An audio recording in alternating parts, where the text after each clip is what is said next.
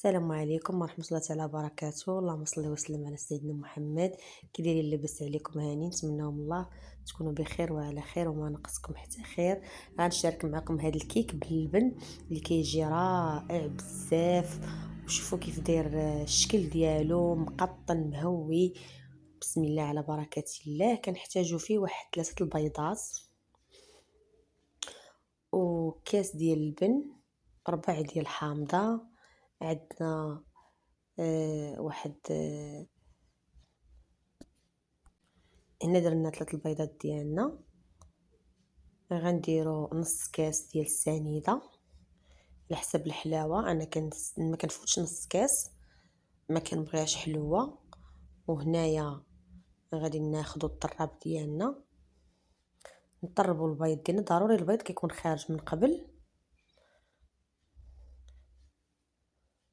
صافي هاد الكيكه هادي غنخليو البيض ديالنا يتفاعل مع السكر بحال باغي نديرو الجينواز. كنخدموها بحال هكا باش كتجينا رائعه وكتجينا مختلفه على الكيك. ضروري ديروا هذه المرحله هذه بحال باغي تصاوبوا الجينواز. المهم كتطلعوه البيض ديالكم.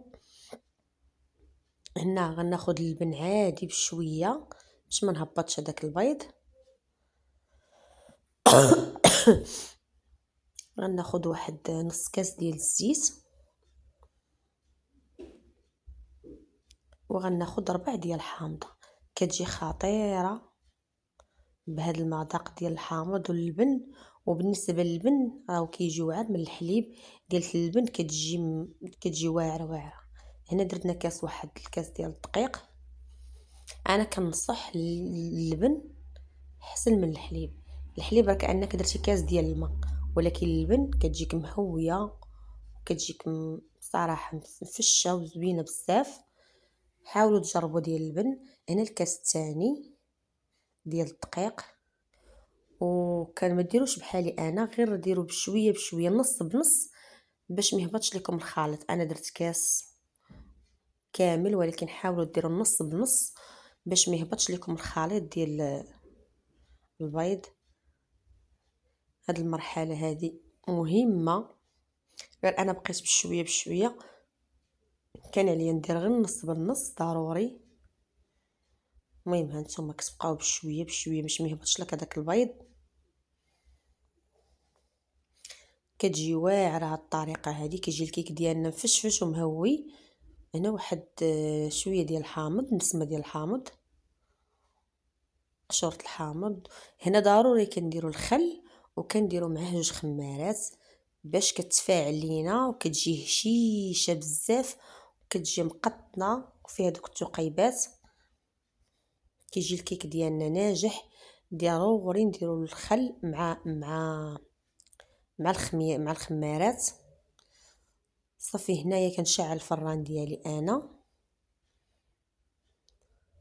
غندير النص فيه الشكلاط. هاد الشكلاط هذا غيجينا لتحت الكيك، غيجينا زوين بزاف وغيعطينا واحد الهشوشيه فيها، واحد الهشه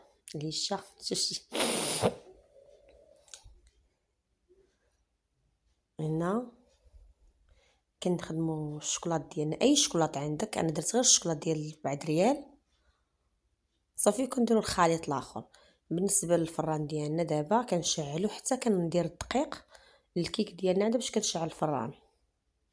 غير كنبدا ندير في الدقيق، كنشعل الفران ديالي على 160 حتى كتنفخ لينا، وكنشعلو عليها من الفوق. شوفوا هنا كيفاش غادا تجي. بالنسبه لهذاك ضروري شويه ديال الملحه كتلوحوها في الكيك باش كيجيكم حمر، كيجيكم هذاك اللون مذهب يا ربي. شوفوا رانا وريتكم داك الشكلاط كيفاش كيجي قبل ما تقلبيها. كيجي داك الشكلاط ديال رائع. هنا ما شاركتش معكم القرص لان القرص ديما خادمه معكم في الفيديوهات، ما بغيتش الفيديو يجي طويل. وهنا الحريره ديالنا، الحريره المغربيه راه معروفه. انا الحريره ديالتي كنديرها كتجي خفيفه، ما كتجيش ثقيله. ما شاركتهاش معكم، ولكن راه فايته نديرها معكم في الفيديوهات السابقه. شوفوا الكيك ديالنا مزيان كيفاش داير. هنا غندير الكراميل. الصراحه ضروري داك الصوص كراميل كيجي رائع، بلا ما ديري الشكلاط ولا كديري كونفيتير ولا شي حاجه. هنا داك صوص الكراميل كيجي واعر.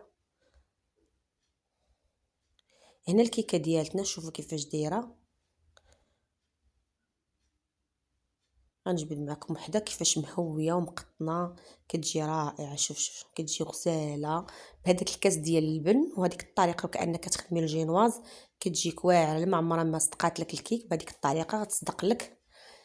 هنايا داك الشكلاط اللي كيجي معلق فيها، واحد المذاق بالحامض طالع منها واعر. انا درتها معكم قبل ما تبرد، قسمتها. غنديروا شويه الكراميل. كان هذا هو الكيك ديالنا. عواشر مباركه بالصحه والراحه. ان شاء الله نشارك معكم ثاني، نعاود نشارك معكم القرص ان شاء الله. واخا كاين في الفيديوهات اللي كيجيو واعرين، هادشي اللي كاين درتو معكم. تلقاو ان شاء الله في شي فيديو اخر احسن من هذا ديال الحريره ديالنا والقريشلات ديالنا اللي كيجيو بالكاوكاو والشوكولاط. وهذه هي الكيكه. بسلامه عليكم، تلقاو في شي فيديو اخر.